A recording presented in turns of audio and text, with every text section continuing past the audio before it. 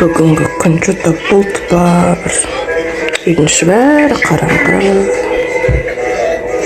Тұр далада. Почтаға келдім. Және посылканы жібереміз қазір.